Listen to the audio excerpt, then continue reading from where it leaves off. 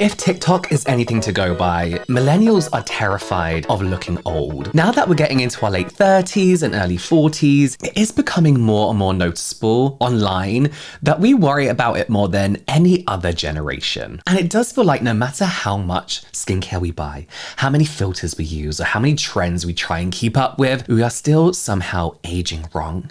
Is it our fault somehow? Or have we been tricked into trying to achieve something that has always been impossible? Today, I want to talk about how millennials became the generation most afraid of aging, and how the way we perceive aging has changed the entire beauty industry over the last decade. But before we get into that, a quick segment from today's sponsor, QURE. Okay, so one of my biggest skincare regrets is derma rolling at home. And I say this is one of my biggest regrets because I was so public about my love of derma rolling.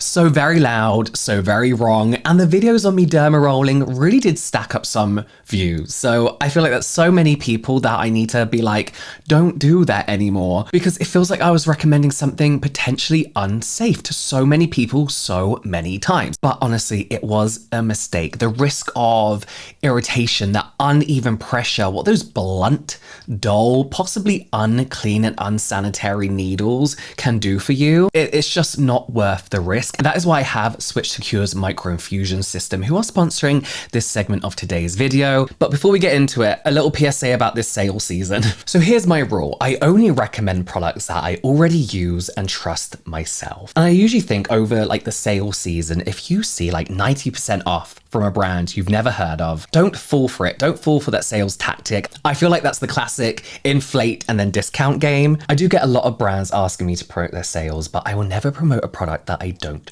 trust.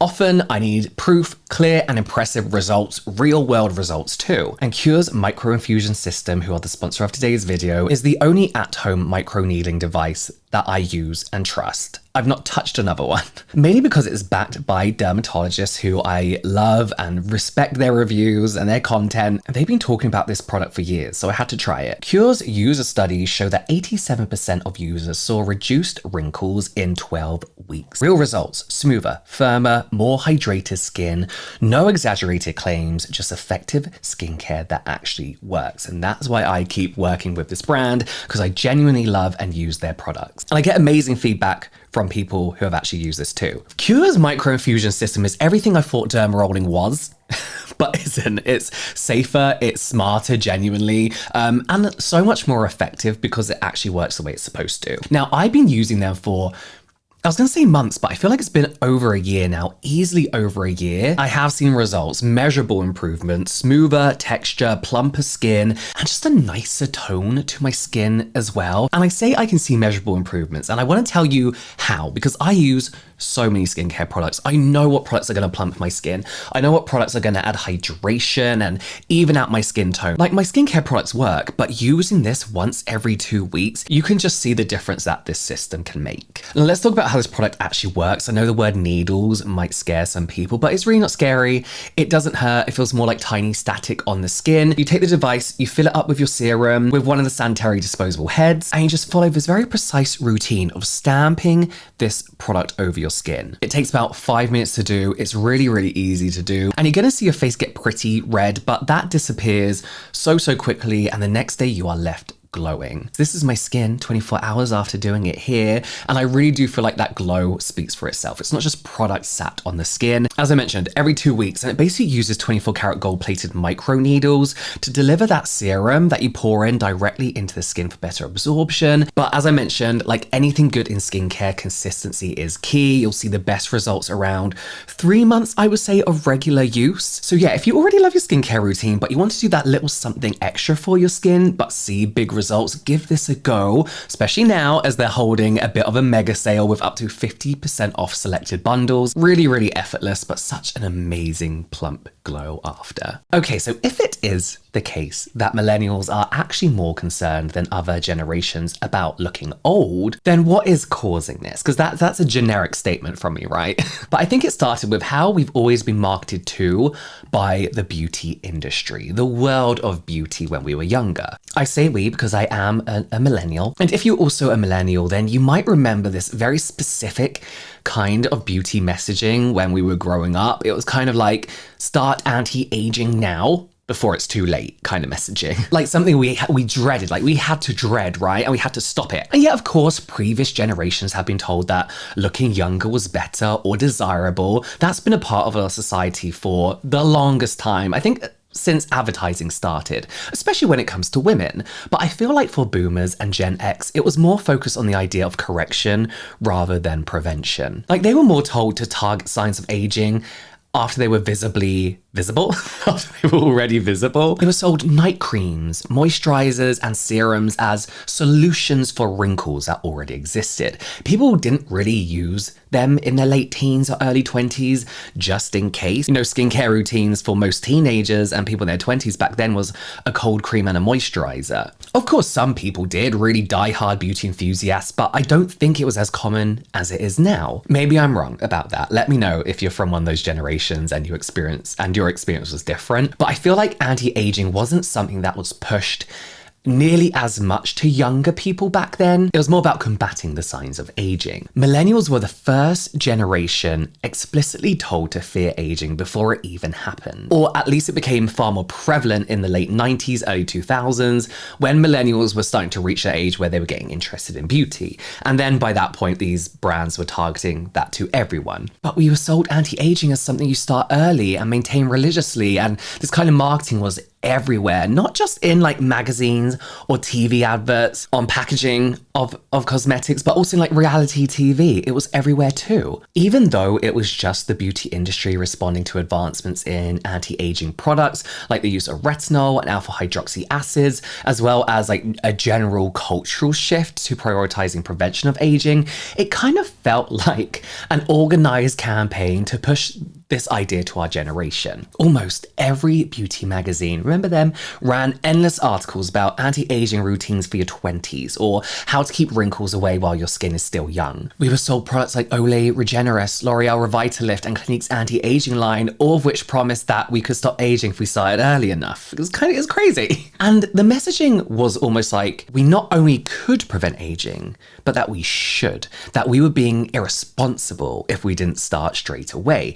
And we'd only have ourselves to blame if we ever got wrinkles. If you compare that to Gen Z's relationship with skincare, it feels very different to me, almost much healthier. By the time they were getting into skincare, the industry seemed to have like moved on to a large extent. Instead of like anti-aging fear-mongering, Gen Z were taught about maintaining a healthy skin barrier. Their skincare trends have focused on things like slugging, ceramide skincare, your skin barrier care, and basically focusing on hydration and retaining moisture, not attacking your skin so that you can't wrinkle. There have been times when Gen Z and Gen Alpha even have been buying things like retinol at a young age, but I feel like we've mostly moved past that now, and that they were mainly buying these things because the brand was simply going viral on TikTok. It's not because they wanted to anti-age in any way. It's just what they saw people doing and they wanted to emulate that. Now, that doesn't mean well-aging anti-aging products have disappeared in any way, but they are still being marketed to younger generations, but they aren't really the focus anymore. When we were Gen Z's age, we were worried about wrinkles. They're worried about a dewy aesthetic. It's so different. And the way they're marketed to feels a lot less fearful as well.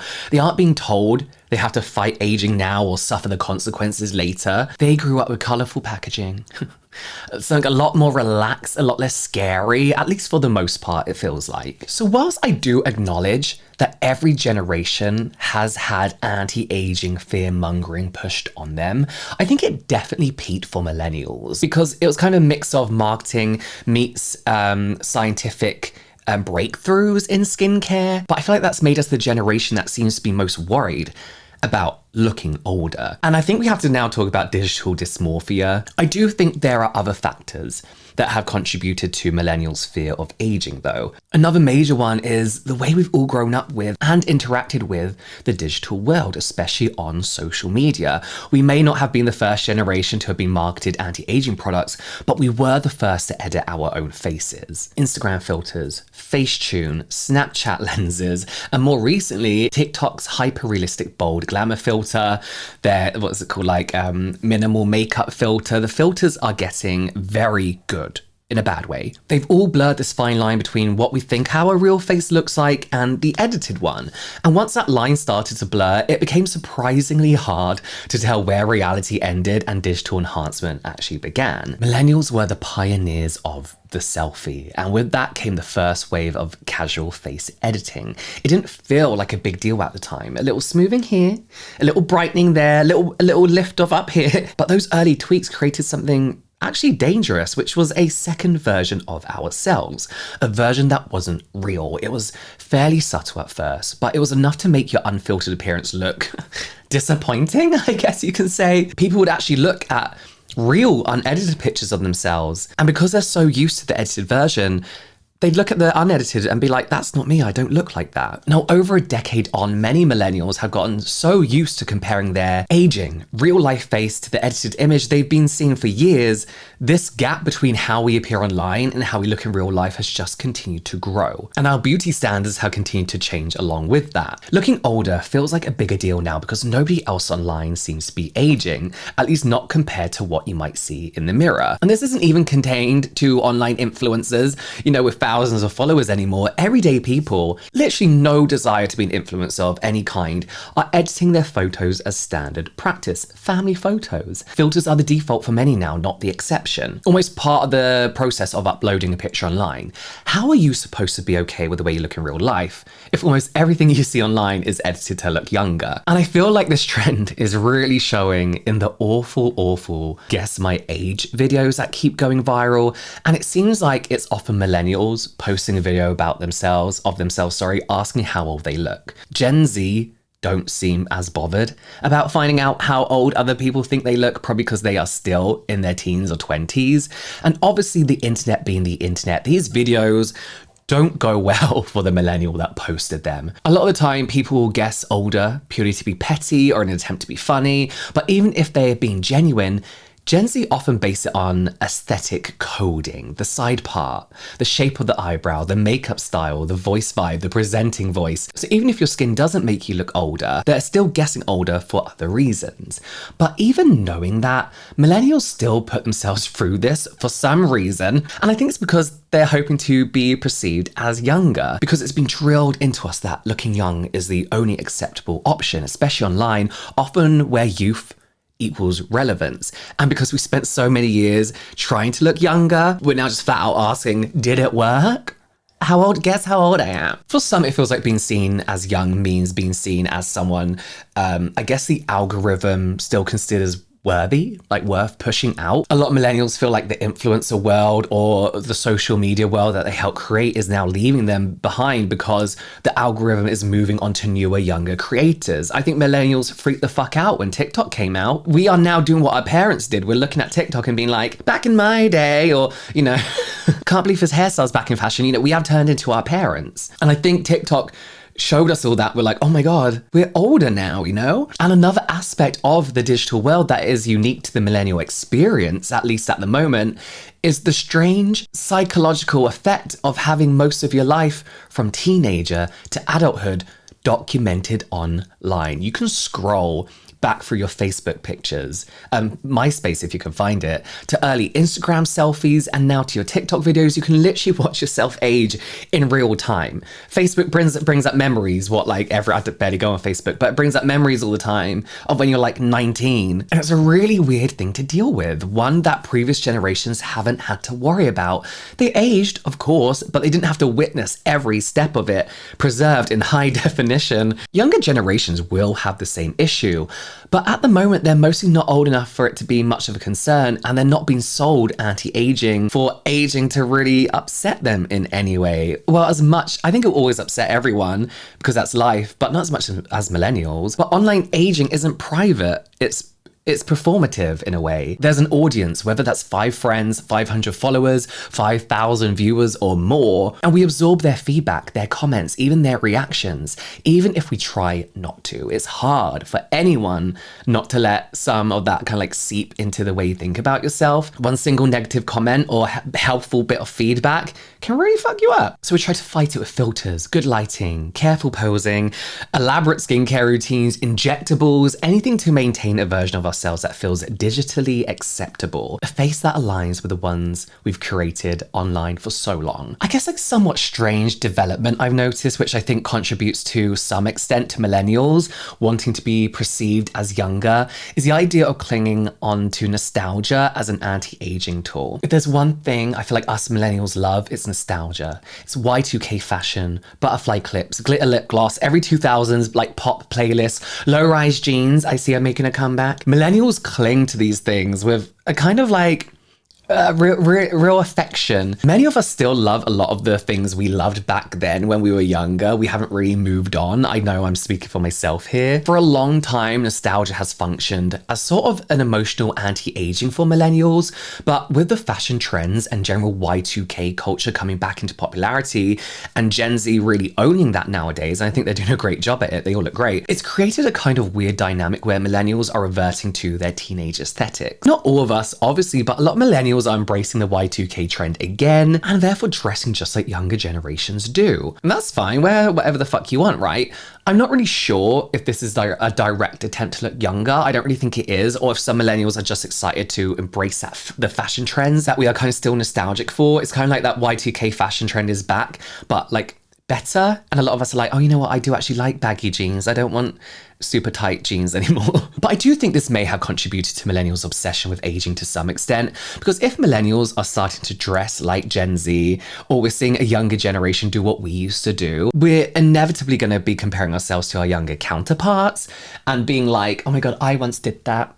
That's what I used to do when I was your age. And as I mentioned earlier, that's making us feel like parents are like, oh my God, we're so old now. But also, skincare brands and makeup brands are capitalizing on the Y2K revival. We're seeing a lot of soft pastel branding, the Y2K fonts, pearlescent packaging, jelly-like gels, glossy tubes, you know, everything that suspiciously looks like products we saw in our teenage bathrooms. Even retinol serums, the very symbol of millennial anti-aging panic, are now pretty much repackaged in really like youthful colors. So even as we try to move away from the anti-aging messaging we grew up with, we're being kind of dragged back into it because of nostalgia, and nostalgia is fun. I do feel like, however, in general, the beauty industry has evolved past the blatant fear-mongering that millennials had to deal with, at least in terms of anti-aging. And I'm using the term anti-aging here because that's what we were told, to anti-age. But even now, it's referred to as well-aging or better aging or slow aging. Even the term longevity, it sounds softer, right? More almost like empowering and more focused on wellness. The old school marketing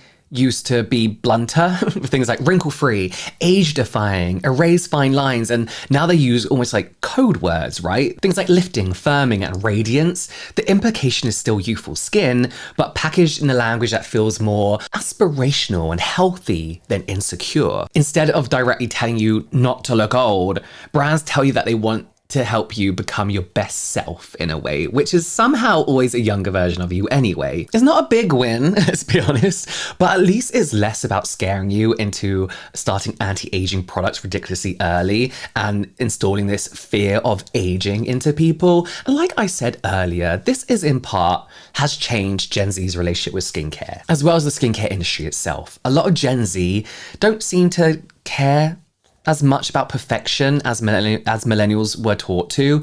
I feel like TikTok reflects this, having brought a bit more honesty to social media. It's by no means perfect, but there are people nowadays on TikTok who post no makeup, filter-free, just close-ups of their face, acne, texture, irritation, their fucking bedrooms being a mess. I mean, it all feels so much more real. And of course, whatever platform there is, there will always be creators who use filters and don't tell the truth about how they got their skin or a certain way or what products they use. But Gen Z culture is generally real skin. It's a whole real skin trend. They talk openly about breakouts. They show imperfections. They don't edit every pore out of existence. It's a huge contrast to the millennial Facetune era, smooth skin and HD foundation tutorials. So now many millennials are in their 30s or 40s and realizing those serums didn't freeze them in time. They may have great skin, but they're still aging. They're still getting fine lines because they're supposed to. Faced with the fact that prevention wasn't a magic spell,